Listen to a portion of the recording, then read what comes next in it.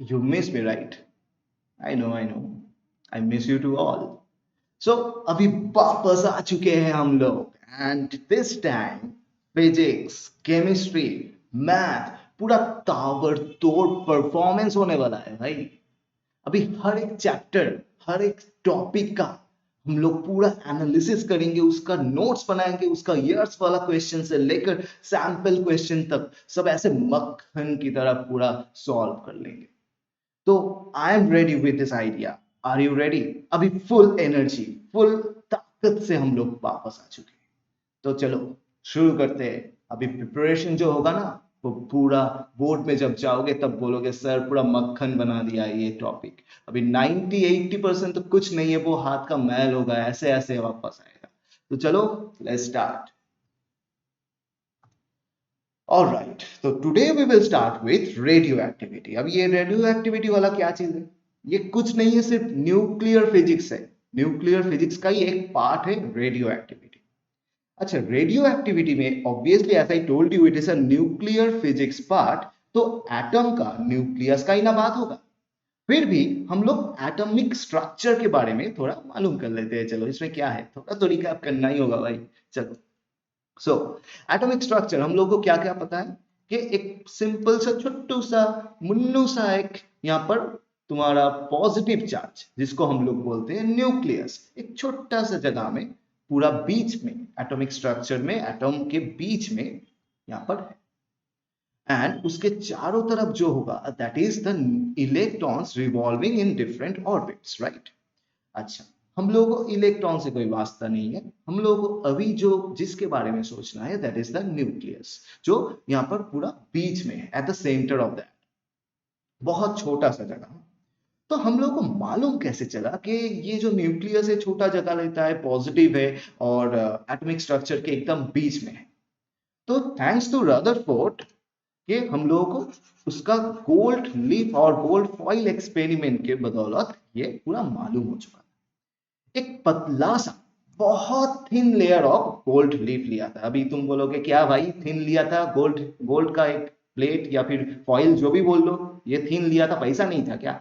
ना, पैसा का बात नहीं है भाई। यहाँ पर थिन जो लीफ होता है या फिर फॉइल होता है, जितना पतला लोगे उतना उसका एटॉमिक जो स्ट्रक्चर होता है, एटॉम से ही तो बना होता है हर एक लेयर, तो एटॉमिक जो स्ट्रक्चर का लेयर होता है वो उतना ही तुम्हें प्रिसाइज मिलेगा, उतना ही तुम्हें क्लोज मिलेगा।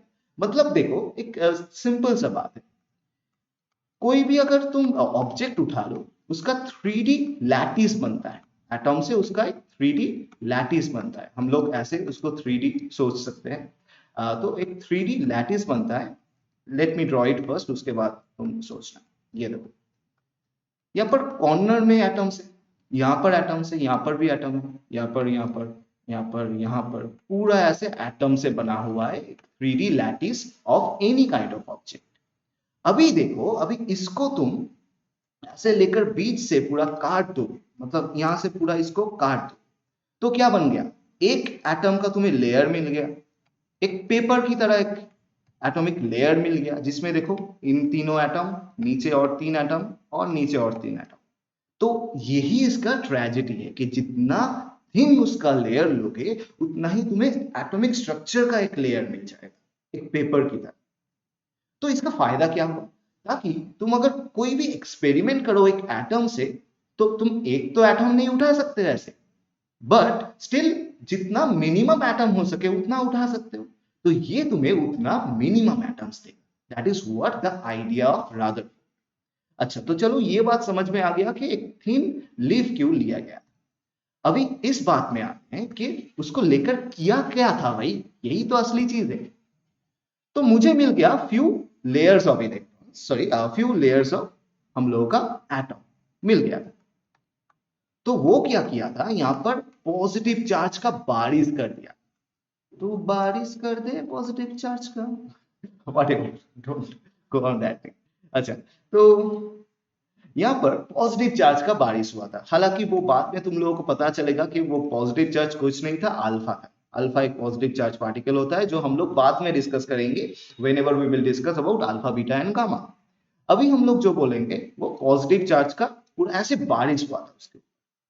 ठीक है, तो पॉजिटिव चार्ज जब आए, अगर कोई यहां पर न्यूक्लियस में, ऑब्वियसली न्यूक्लियस में पॉजिटिव चार्ज होता है, वी नो दैट, तो एटम के अंदर अगर कोई भी जगह में एक पॉजिटिव चार्ज होगा तो ऑब्वियसली ना वो उस आने वाला पॉजिटिव चार्ज को रिपेल करेगा. So that what the idea of this experiment, कि अगर कोई पॉजिटिव चार्ज हुआ तो हम लोग को रिपल्शन मिलेगा. मतलब जो पॉजिटिव चार्ज हम लोग भेज रहे हैं और यहाँ पर एक पॉजिटिव चार्ज है, उसको रिपेल करके फिर वो वापस आ जाए. और उसको हम लोग कोई भी फोटोग्राफिक प्लेट में या फिर कुछ अलग से उसको कैप्चर करेंगे तो हम लोग को मिल जाएगा कि हाँ भाई वापस आया है, मतलब वहां पर एक पॉजिटिव चार्ज है. So that is what the idea about the experiment. तो यहाँ पर क्या हुआ, मैं एक सिंपल सा एटम ले रहा हूं यहाँ पर. तो यहाँ पर बहुत सारा पॉजिटिव चार्ज उसके ऊपर प्रोजेक्टेड हुआ है. तो ये देखो नीचे वाला जो जो पॉजिटिव चार्जेस है वो तो पूरा पास आउट हो जाएगा, क्योंकि उसके रास्ते में और कोई पॉजिटिव चार्जेस नहीं है, तो ये सब पूरा पास आउट हो जाएगा. लेकिन बीच वाला जो पॉजिटिव चार्ज है वो क्या करेगा, वो पूरा सीधा जाएगा, फिर उसके साथ न्यूक्लियस का जो पॉजिटिव चार्ज है वो रिपेल करेगा उस पॉजिटिव चार्ज को, एंड फाइनली वो पूरा 180 डिग्री घूम के जो रास्ते से गया था वो अपने घर वापस आ जाएगा. सिंपल सा. अभी देखो वो तो गया, और बहुत सारा पॉजिटिव चार्ज है जो न्यूक्लियस के पास से होकर गुजरेगा. अभी पास से होकर गुजरा तो वो लोग थोड़ा तो उस रिपल्शन में डिफ्लेक्शन फील करेगा.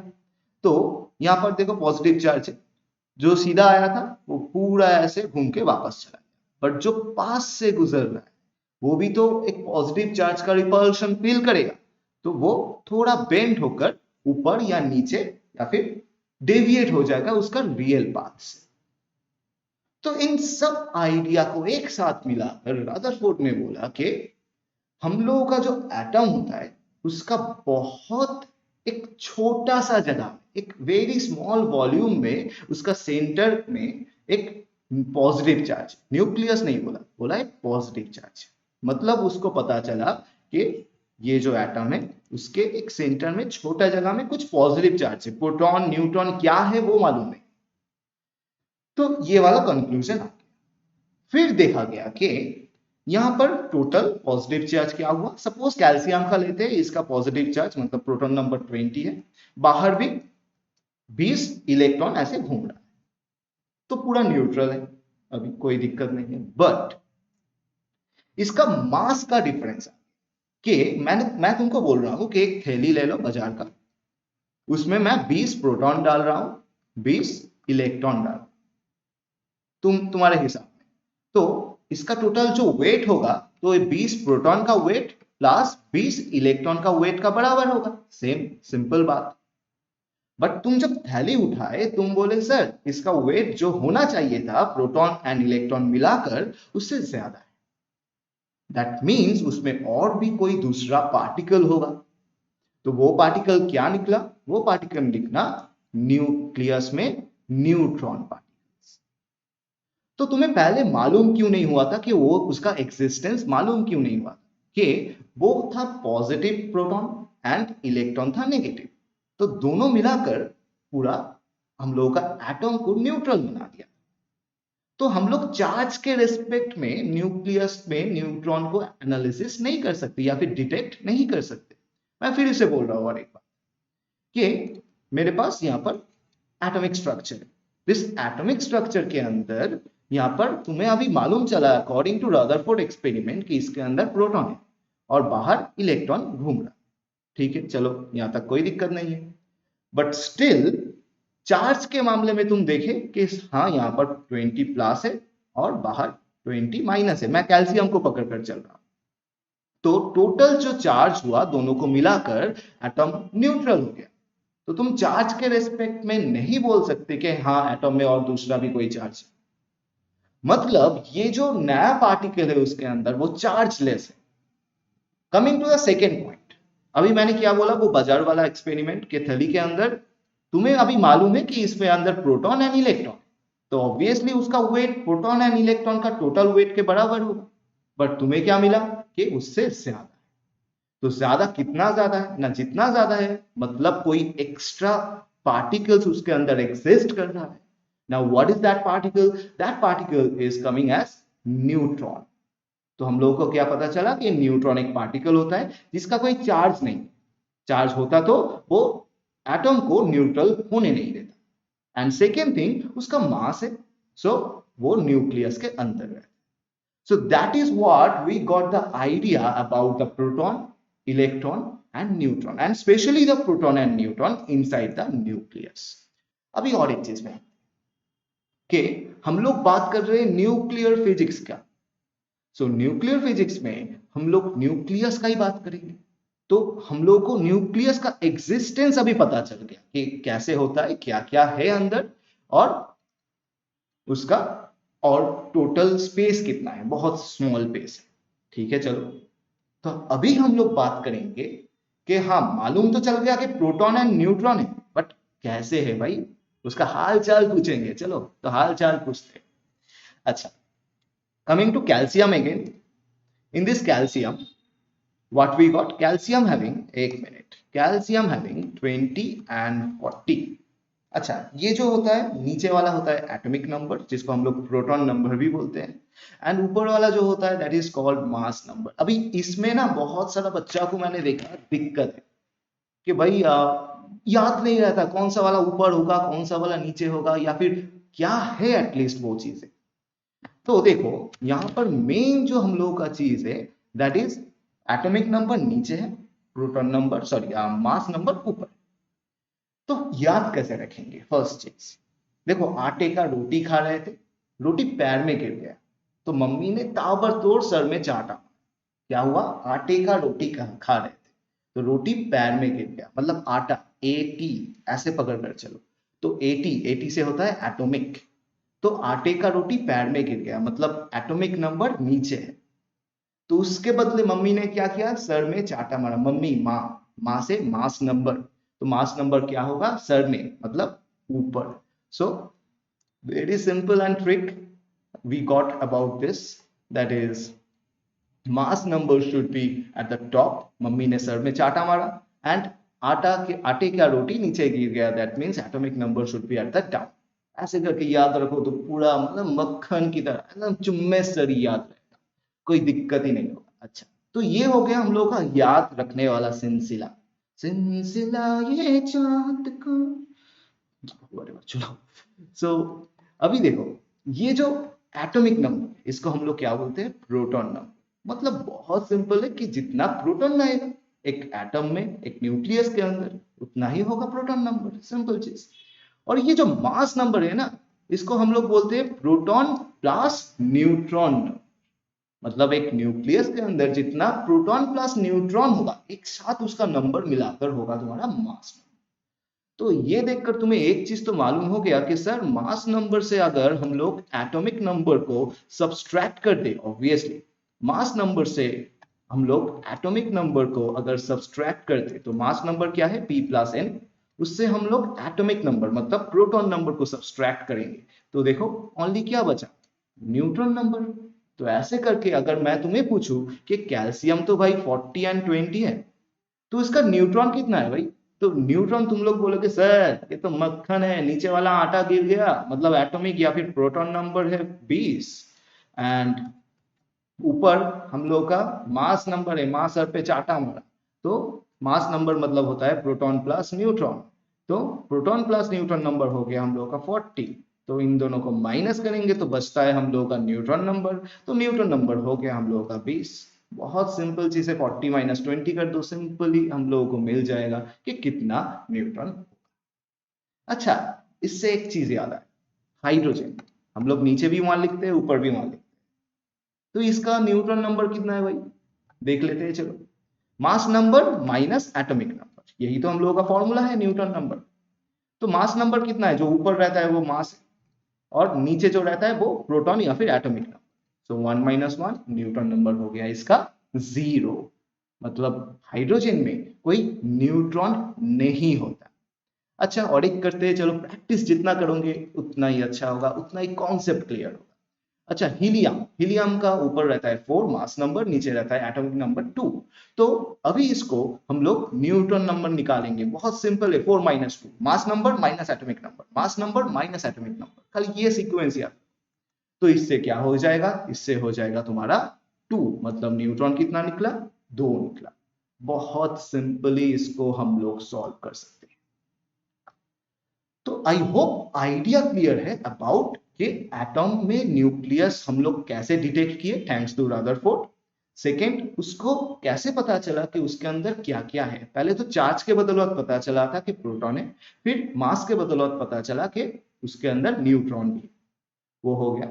उसके बाद हम लोग आएंगे कि वो जो प्रोटॉन एंड न्यूट्रॉन है उसका नंबर ऑफ मास, मतलब मास नंबर, एटॉमिक नंबर हम लोग कैसे लिखे in the any kind of elements, हो गया। अभी एक चीज देखो, हम लोग को जो जो अभी पता चला है उसको एक चीज में, एक फ्रेम में करते हैं कि मुझको एक एटम मिला है, एटम के बाहर इलेक्ट्रॉन रिवॉल्व कर रहा है पूरा। अभी मुझको खाली इस एटम के अंदर ये जो न्यूक्लियस है इससे वास्ता है, ठीक है। चलो, तो इसके अंदर अभी क्या है, इसके अंदर इसको जूम आउट करोगे, सॉरी जूम इन करो, जूम इन करोगे तो इसके अंदर तुम्हें मिलेगा प्रोटॉन, भर भर के प्रोटॉन एंड न्यूट्रॉन्स। तो ये लोग ऐसे थोड़ी ना है, वहां पर एक फॉर्म में होगा, एक स्ट्रक्चर में होगा।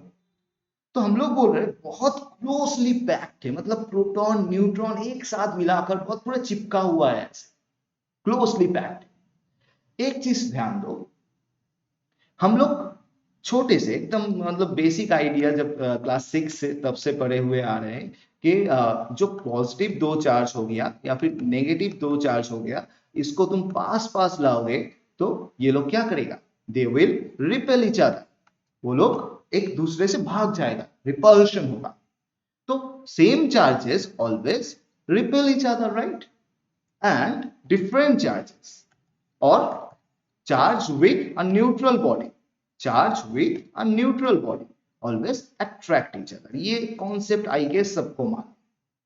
तो अगर मालूम नहीं है तो ये चीज ध्यान में रखो कि same charges repel each other, दूर भागेगा, and opposite charges attract each other. अभी कौन सा कॉन्सेप्ट में इसको तुम्हें याद रखना है, that is up to you, मैं कुछ नहीं बोलने वाला, आई एम इनोसेंट, ओके।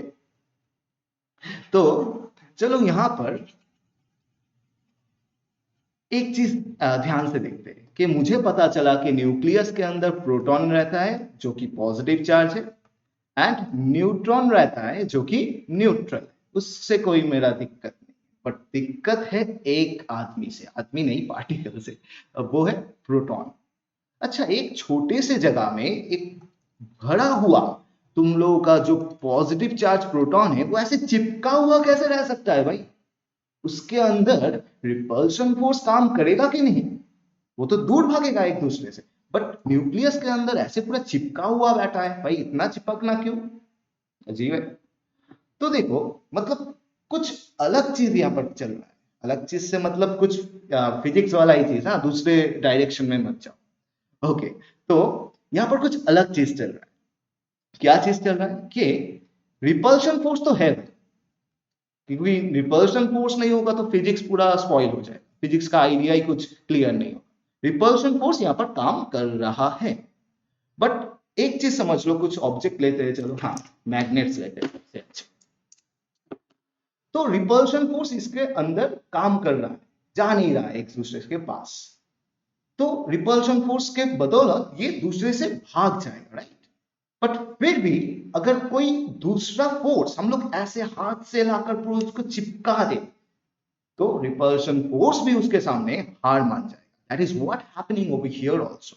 मतलब मैंने क्या बोला कि रिपल्शन फोर्स के बदौलत तो वो दूर जा रहा है, बट स्टिल और एक फोर्स काम कर रहा है जो कि उसको ऐसे करके पूरा पास ला, ताकि वो चिपक जाए पूरा ऐसे। Clear I guess. So this is what we got about this. तो मैंने क्या बोला, रिपल्शन फोर्स से भी बढ़कर एक पावरफुल फोर्स वहां पर एग्जिस्ट कर रहा है, and that is nothing but nuclear force, and that is nothing but nuclear force. अब ये न्यूक्लियर फोर्स वाला क्या चीज है, ये एक नया फोर्स है। इसका नया फोर्स है मतलब कुछ ना कुछ तो कैरेक्टरिस्टिक्स, फिनोमेनन्स होना चाहिए। तो तीन फिनोमेना यहां पर काम कर। Number one, it's a strong force. ये बहुत स्ट्रॉन्ग फोर्स है, मतलब अभी हम लोगों को पता चला कि रिपल्शन को भी ये पूरा चिपक दे रहा है, मतलब बहुत स्ट्रॉन्ग फोर्स है भाई। सेकेंड, ये शॉर्ट रेंज फोर्स है, शॉर्ट रेंज फोर्स है ये वाला चीज, मतलब एक छोटा सा जगह में काम करेगा। मैंने क्या बोला था कि यहां पर प्रोटॉन एंड प्रोटॉन चिपका हुआ है, ऐसे चिपका हुआ है, मतलब देखो इसका सेंटर टू सेंटर तुम टोटल लेंथ देखोगे, यहाँ पर center to center total length देखोगे तो दो रेडियस हो गया 2r, मतलब ट्वाइस ऑफ द रेडियस, इसको ही हम लोग बोलते हैं डायमीटर। तो एक तुम लोगों का जो प्रोटॉन है, इस प्रोटॉन का डायमीटर का रेंज ही है इसका शॉर्ट रेंज, उससे दूर ले जाओगे तो काम ही नहीं करेगा। ये बोल रहा है हाँ भाई मैं हाई फोर्स तो दूंगा, इतना दूंगा कि पूरा चिपक जाओगे, ऐसे फेविक्विक के सामने भी हार मान जाएगा ये चिपकना, बट स्टिल ये वाला जो फोर्स है उसका क्राइटेरिया क्या है कि शॉर्ट रेंज पे काम करेगा, दूर जाओगे तो तुम्हें पहचानता नहीं है, पूरा ब्रेकअप कर देगा। Okay, and the third thing is acts between the nucleons, मतलब ये नहीं कि इलेक्ट्रॉन भी ला दो इसके साथ पार्टिसिपेट कर लो, हाँ चलो इलेक्ट्रॉन भी नाचेगा इसके अंदर, ना, it's act between the nucleons. अभी तुम लोग बोलोगे सर सर सर न्यूक्लियॉन्स क्या है, तो इंडियन, हम लोग इंडियन है ना, इंडिया में रहते हैं, इंडिया में हिंदू मुस्लिम सिख ईसाई हर एक बहुत सारा रीजियंस होता है, तो हम लोग क्या बोलते हैं कि हाँ मैं हिंदू, ऐसे तो नहीं बोलते, हम लोग बोलते हैं कि वी आर इंडियंस। तो ऐसे ही हम लोगों के न्यूक्लियस के अंदर न्यूट्रॉन्स है एंड प्रोटॉन्स है, तो हम लोग क्या बोलेंगे कि दे आर, न्यूट्रॉन और प्रोटॉन दोनों ही, दे आर न्यूक्लियॉन्स। तो अभी मैंने क्या बोला, this acts between nucleons. So this force, the nuclear force obviously acts between nucleons। अभी न्यूक्लियंस मतलब क्या हो गया, इसका कॉम्बिनेशन आ रहा है न्यूक्लियंस, मतलब देखो न्यूक्लियंस क्या है, प्रोटॉन प्रोटॉन में भी ये फोर्स काम करेगा, आई गेस यहाँ पर दिख नहीं रहा है, नीचे लिखता हूं, हाँ इसके बाद ऊपर यहाँ एक नया टैब ले लेते हैं।